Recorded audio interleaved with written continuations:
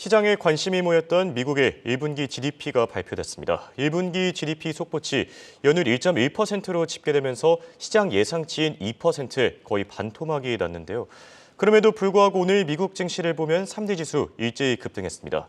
이 때문에 월가에서는 이걸 두고 논쟁이 지금 더 점차 거세지고 있다고 하는데 경기 침체 리스크까지 부각되고 있는 상황에서 앞으로 어떻게 흘러가게 될지 궁금해집니다. 도움 말씀에 한국경제신문 한상춘 논설위원과 얘기 나눠보겠습니다. 안녕하십니까? 네, 안녕하십니까? 네, 어제는 연방부채 협상이 하원을 통과했다는 소식이 들렸는데요. 바이든 정부가 반대 의사를 밝혀서 시장의 혼란이 더 가중되지 않았습니까? 네, 요즘은 그런 것 같아요. 작년 9월에서부터 앞으로 경기가 상당히 그레이트 리세션 내지는 더 큰 위기 오면 주가가 떨어진다, 주가가 붕괴된다 이런 시각을 많이 유지하는 그런 거 학계에 이런 분들이 있었습니다는 사실 어제 삼성전자도 1분기 실적이 상당히 안 좋았지 않습니까? 반도체 부분은 4조 이상의 적자를 기록했는데도 불구하고 또 전체적으로는 영업이 90% 이상 급감했는데도 불구하고 주가는 올랐고요. 오늘도 미국의 성장률이 예상 수치보다 반토막, 그다음에 지난 4분기 성장률에 비해서도 한 3분의 1 토막됐는데 주가는 좀 많이 올라갔습니다. 왜 올라갔을까 하는 이런 것이 방송 직전에도 좀 전에 이론이라든가 이런 거 잘 맞지 않는다 해서 뉴노멀이라는 표현을 썼는데요. 그런 것이 전형적으로 지금 같은 현상이 발생하고 있다고 보겠습니다. 사실 어제 그 시청자분이 저한테 궁금해한 사항은 미국의 연방부채 상한 조정이 사실 하원을 통과했는데도 불구하고 왜 이렇게 정작 그걸 바르는 바이든 대통령이라든가 그다음에 미국의 집권당인 민주당은 반대했을까 하는 궁금증인데요. 그런 국내 언론이 좀 정확히 표시할 필요가 있지 않냐 생각합니다. 어제의 하원을 통과했다. 연방부채 상한이 이렇게 상한되는 상태에 통과했다는 것은 공화당 안이다 이렇게 볼 수 있습니다. 공화당 하니까 하원이 공화당이 지배죠. 그렇기 때문에 통과한대요. 이 공화당은 안은 어떠냐 하면 조건부입니다. 연방부채 상한은 바이든 정부가 갖고 있는 아킬레스건을 풀어준다. 근데 조건별을 보면 향후 10년간 당신네들 재정 지출을 좀 삭감시켜라. 그러면 자 바이든 노믹스라든가 뭔가에서 연방 지출이 많아야 되는 입장에선 연방 지출을 삭감하라. 하다 보니까 바이든 정부의 직격탄이 되는 거거든요. 그렇죠. 그런 상태에서 하원에 통과했는데도 불구하고 왜 그걸 바르는 바이든 정부라든가 민주당이 반대했을까? 지금 이제 상원의 걸쳐를 보는데요. 상원에선 아마 해리스가 이렇게 캐스팅 보트를 갖고 있기 때문에 일단 상원부터 통과하기가 좀 어렵고요. 그 다음에 상원을 통과한다 하더라도 사실 바이든 대통령이 거부권을 행사해서 이 대목은 오히려 부채 협상에 관련해서 공화당과 갈등을 더 크게 했다는 것을 말씀을 드리고요. 또 한 가지 우리가 한미 정상회담에서 이 중요한 기회에 우리 외환시장이 상당히 좀 불길한 징조를 보이고 있는데 왜 한미 통화사업과 같은 이런 문제에 대해서 왜 배제할까 하는 측면에 어제 말씀을 드렸습니다. 하는 총재께서도 이번에 정상회담에서는 한미 통화사업 문제 같은 걸 거론할 필요가 없다 하는 문제에 대해서 어제 이렇게 우리 국민들을 이렇게 안정시키기 위해서는 이 좋은 기회에 한미 통화사업 같은 것을 좀 얘기해야 되지 않느냐 하는데요. 다행히도 한미 정상회담에서 한미 통화사업을 포함해서 외환시장 안정을 위해서 서로가 노력하자 하는 이 대목이 돼서 상당분 이렇게 정책 건의 내용이 좀 포함되는 이런 양상을 보였는데요.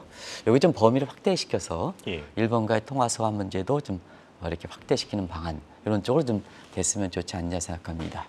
그리고 오늘서부터 지금부터는 성장률이 지금 미국의 1분기 성장률이 1.1% 나왔습니다. 사실 미국의 성장률을 보면 저도 이렇게 그걸 인용했습니다는 애틀란타의 GDP Now 이렇게 보면 초기에는 1분기 성장률이 민간 소비가 워낙 좋게 이번에도 민간 소비가 좋지 않습니까?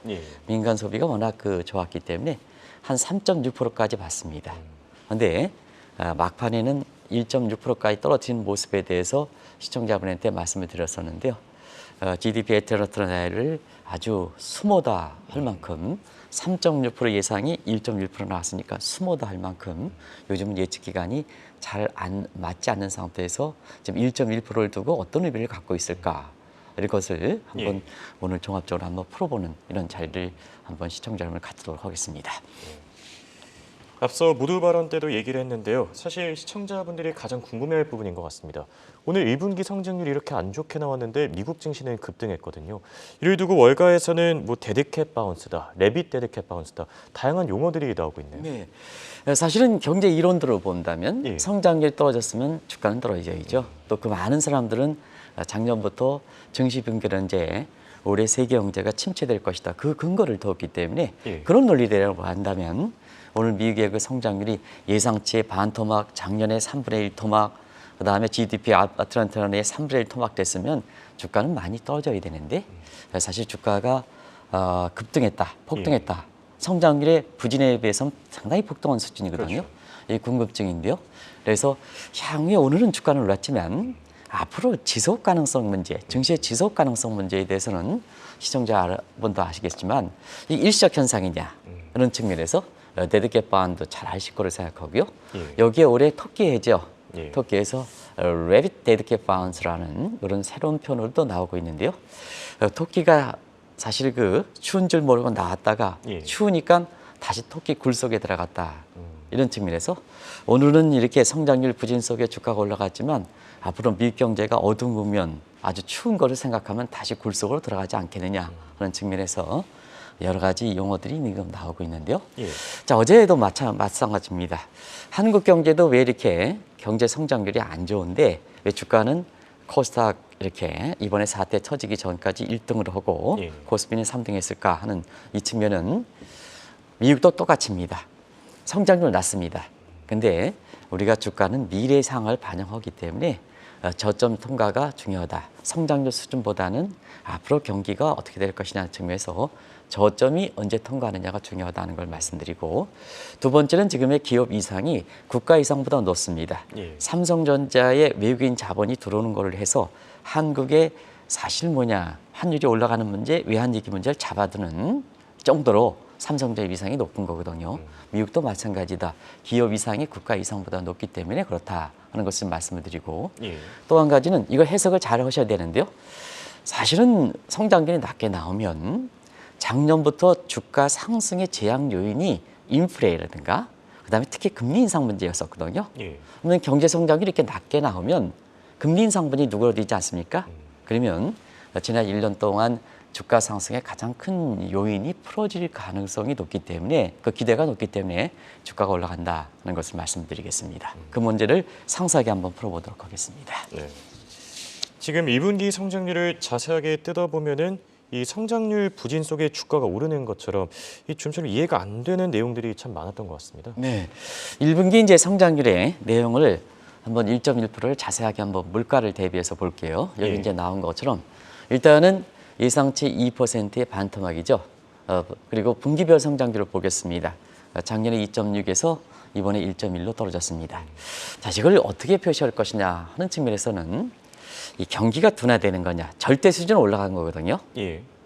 이게 이제 성장률 수준으로 볼 때는 전분기 대비 연율이 있지 않습니까? 2.6에서 1.1% 반토막 났다 하지만 미국의 경기의 절대 규모는 올라간 겁니다. 그렇죠.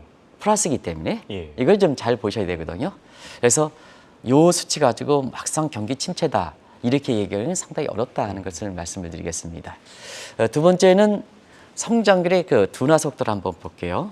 3분기에는 3.2%, 4분기는 2.6%, 그 다음에 1분기는 1.1%. 요 속도, 둔화 속도, 성장률의 둔화 속도를 요게 자 승객이 인천공항에 내릴 때 승객이 불안감을 느낄 정도로 와닿은 거냐, 경착륙이냐, 아니면 승객이 오히려 안 오는 감을 느낄 수 있도록 부드럽게 내리는 거냐, 연착륙이냐, 이 논란이 있을 수가 있습니다. 예. 그리고 물가를 한번 대비해서 보겠습니다. PCE 물가 상승률을 보면 연준이 통화정책의 잣대에 가장 중요한데요. 그렇죠. 자, 작년 4분기 3.7%에서 이번에는 4.4%입니다. 자, 그러면 이 논의를 보면 성장률과 함께 물가는 올랐습니다. 성장률과 물가는 올랐습니다. 여기 스태그플레이션이 나올 수가 있는 거죠. 그렇죠. 다양한 해석이 나온다. 다양한 해석이 나온다. 그러면 다양한 해석이 나올 때는 이걸 끊어주는 사람이 미국의 경기의 공식적인 판단 기준에 해당되는 MBR입니다. 예. 전비경제연구소인데요. 전비경제연구소는 코로나 이후의 경기가 사실 수능성, 누차례 말씀드리면 정점일 때는 더 올라가고 저점일 때는 더 떨어지는 이런 그 진폭이 커지는 현상. 뭐 홍영커 입장이라든가 시청자분께서는 변동성이 확대되는 경기의 변동성이 확대되는 지금 모든 현상이 나타나죠. 예. 그리고 굉장히 단축화되죠. 심리가 급하기 때문에. 그래서 뭐냐 이렇게 경기에서 보면 주기라고 있는데요. 과거에 뭐 주글라파 등 콘트라이파 등에서 주기 가지고 얘기하는데요. 여기가 뭐냐 가장 단기 사이클인 축인파동보다 더 짧은 1년 정도로 단기화됐다는 얘기입니다. 그런 과정에서 보면 이게 정형화됐는지 정형화되지 않고 일시적 현상이라면 지금 상태에서 경기 판단하면 성급하게 될 수가 있거든요. 그래서 이것이 스테라라이제이션 팩트, 정형화됐느냐 이걸 판단하기 위해서 사실 MBR이 판단까지 유보를 하다 보니까 시장이라든가 미 학계라든가 정책 당국자 간에 지금 경기에 대해서 어떻게 파악하느냐가 논란이 심할 수밖에 없죠. 그런 것이 지금의 미국의 그 경기라든가 증시상에서 혼탁한 상황이 발생하는 거다. 라고 말씀드리겠습니다. 네. 말씀해 주신 것처럼 NBER 같은 이 공식적인 경기 판단 기관이 뭐 발표를 내놓지 않는다면은 미국 경기 논쟁은 더 심해질 수밖에 없지 않습니까? 네, 앞으로 굉장히 심해질 거로 봅니다. 예. 일단 정책 당국자 간에 이번에 성장률 1.1% 나온 거 가지고 가장 무색한 사람이 누굴까 하는 측면에서는 사실 그 페드 입장에서는 3월 의사록에 하반기부터라 했습니다. 예, 그렇죠. 하반기부터 경기 침체가 만만하게 될 것이다 하는데 오늘 성장률 1.1%로 급락 경향이 나오니까 이조차도 틀린 겁니다. 그리고 종전에 3월 의사록 나오기 전에는 고용지표를 괜찮다 해서 경기가 미 국민들이 80% 경기가 침체되고 있다 하는 이런 체감 경기에도 불구하고 경기가 괜찮다. 그래서 인플레를 잡기 위해서 계속해서 금리를 올려야 된다 했던 입장을 취했던 것이 페드라든가 파월이거든요. 예. 그런 과정에서 이렇게 경기도 좀 페드 입장에서도 비록 3월 의사록에서 하반기에 경기가 침체된다 해서 맞았느냐? 그것도 틀렸다는 얘기입니다. 그리고 페드 의사록의 경기 침체에 대해서 예고한 시각에 대해서 제네럴은 반박했죠. 실제. 그래서 이번은 다르다. 경기 침체 징후가 없다. 근데 성장률은 정작 1.1% 낮게 나왔다는 얘기입니다. 바이든 대통령도 국정연설 2월 달에 미국 경기는 아주 건전하다 하는 입장이었거든요. 그래서 정책 당국자 간에 굉장히 지금 경기를 보는 시각도 정리가 되지 못하고 있다. 그러면 정책 당국자 간에 정리가 되지 못하면 정책 조화 문제, 서로 통화정책과 재정정책 간의 정책 조화 문제가 굉장히 중요한데요. 이거 뭐 정책 조화 문제 가져갈 수는 없죠. 경제에서 보는 시각이 다르기 때문에. 그렇죠. 그래서 정책적인 측면에서도 통화정책이라든가 재정정책에서 혼탁한 상황이 이제 발생하는 상황이고요. 그다음에 미국의 학계에서 가닥을 잡아주느냐 하는 걸 말씀드리겠습니다. 정책 당국자의 이해관계이기 때문에 예. 자기의 입장에 따라서 다를 수가 있습니다. 그러면 제3자에 해당되는 미국의 학계에서도 이걸 잡아줄 수 있느냐. 미국 학계에서는 제각각입니다. 우리가 레리 서머스라든가 이런 사람은 구조적 침체, 그다음에 루비닌 초대형 위기, 그리고 크루그만 것은 사실 노랜딩이라든가 가다드 리세션, 기다리는 침체는 오지 않는다 하는 이 문제에 주목해야 된다. 예. 그리고 1분기 성장률이 발표된 이후에 사실 그 1분기 성장률에선 성장률은 반토막되고 PC 물가는 올라갔지 않습니까? 그렇죠. 이걸 두고 새롭게 성장률이 떨어지고 스태그네이션, 물가가 올라간다. 인플레이션, 합성하면 스태그플레이션. 그렇죠. 이런 논쟁도 나오고 있다고 보겠습니다. 그런데 오늘 성장률이 발표되면 예.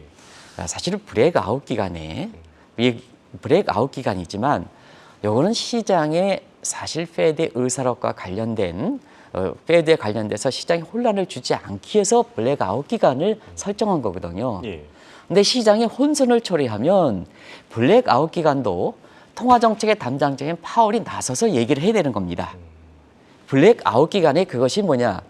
페드에 자체적으로 만들어 놓기 때문에 그게 반드시 지켜야 될 의무는 있는 것은 아니거든요. 그리고 블랙아웃 설정한 것이 페드 전에 페드의 멤버들이 그 발언을 통해서 혼란을 주는 것을 방지하기 위한 기본 목적이니까 예. 자 이번에 1, 4분기 성장률에서 페드의 통화정책에서 시장의 혼란을 지금 대단히 초래하고 있지 않습니까? 그러면 뭐냐? 비록 페드 기간이라도 거기에 책임자인 파월 입장에서는 1분기 성장률에 대해서 그동안 얘기를 많이 했으니까 예. 정리를 해줘야죠. 정리를 해줘. 그게 블랙아웃 기간의 목표거든요. 그렇죠. 그런 측면에서는 파월이 나서지 않고 있는 모습이기 때문에 시장 모습에서는 굉장히 1분기 성장률이 낮게 나온데도 불구하고 주가가 이렇게 폭등한 문제에 대해서 더 혼탁한 양상이다 하는 걸 말씀드리겠습니다. 예.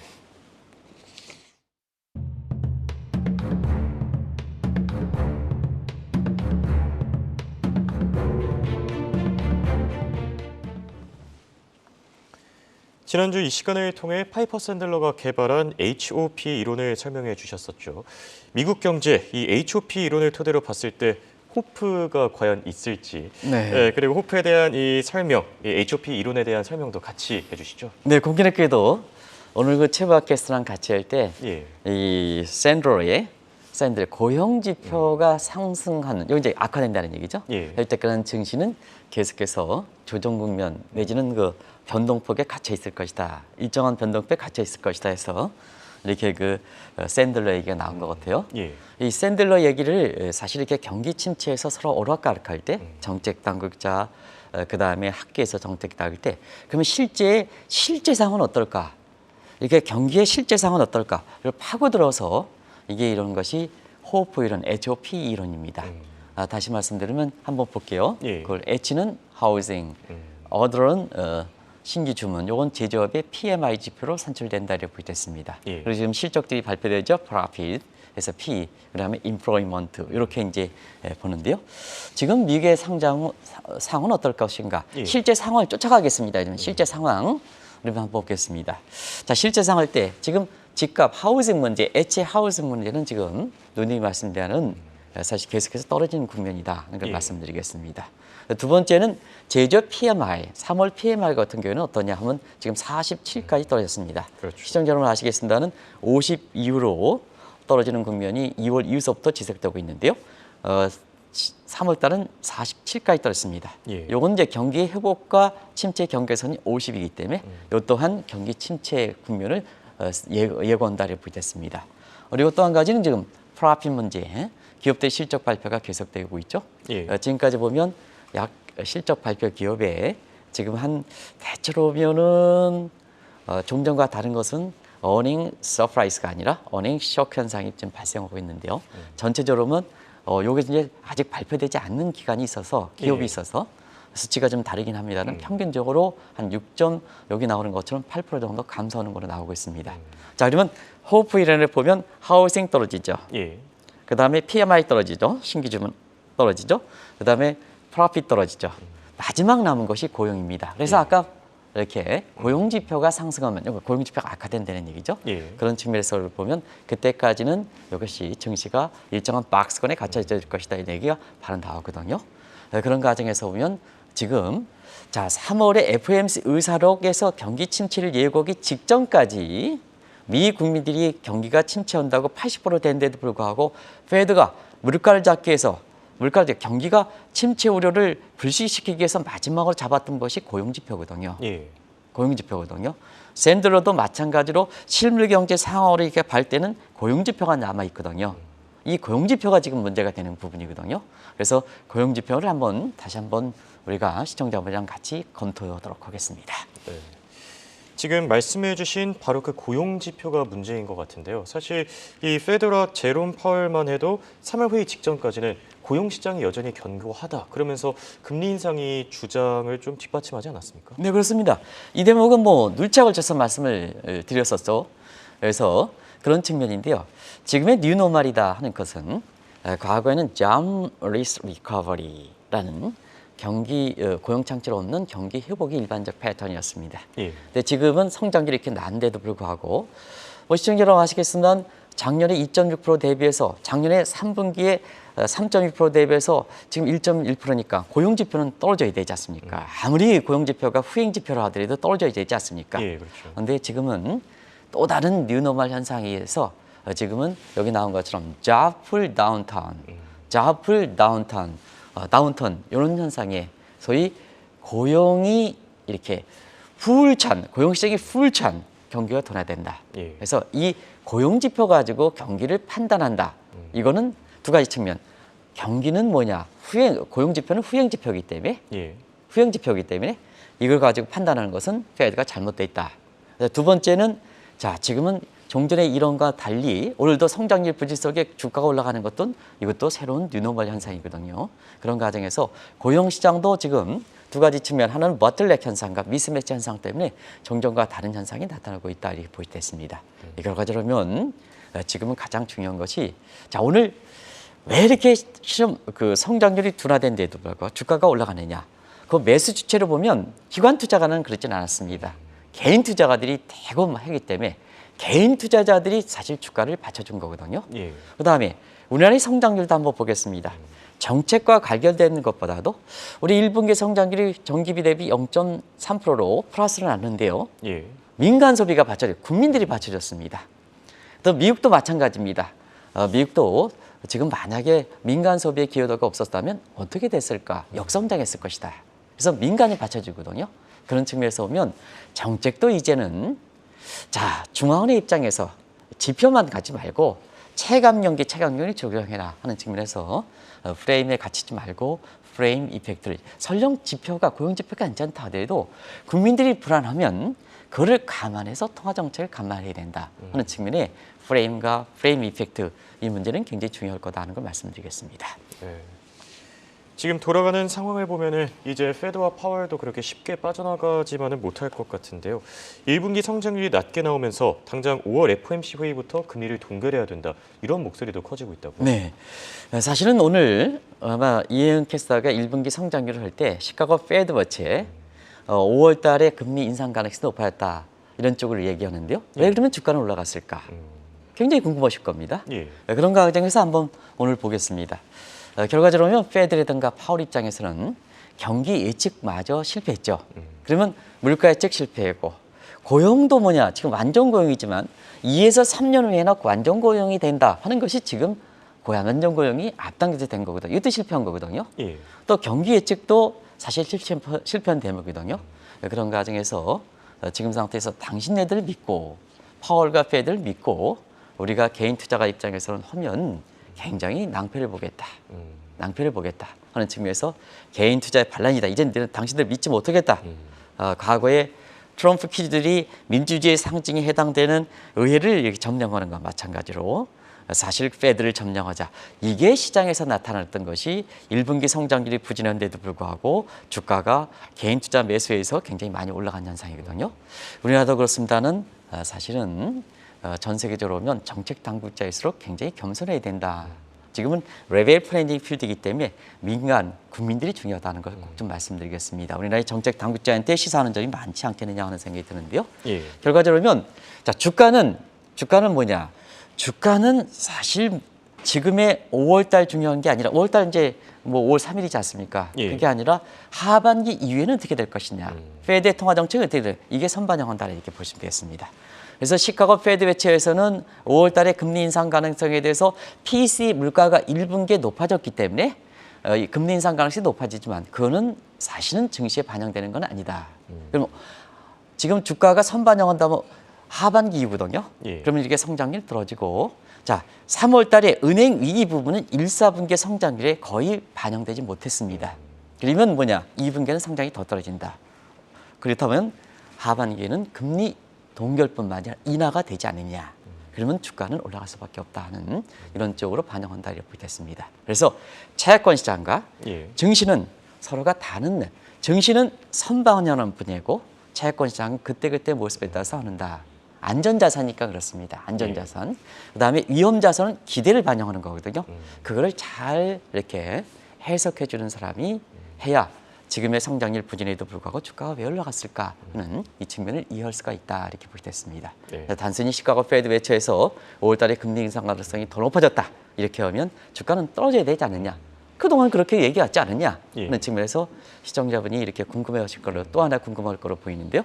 그런 측면에서 한번 잘 그렇게 해석할 필요가 있다는 걸 말씀드리겠습니다. 네. 끝으로 달러 가치 앞으로 어디로 흘러가게 될지 머큐리와 마스적인 요인에서 분석해 주시죠. 이제는 국내에서 보면 달러 인덱스가 이렇게 전체적으로 떨어지는 데 가는데 예. 우리가 국내 여건을 대비해서 원화가 약세되는 요 대목인데요. 이게 착시 현상입니다. 요 착시 현상이 하반기에는 실제로 미국의 금리라는 가 동결이 되면 달러가 100 밑으로 떨어지면 예. 요 착시 현상도 굉장히 해소될 수 있는 가능성이 높거든요. 그런 측면에서 원달러 환율 향방은 지금 비록 높지만 예.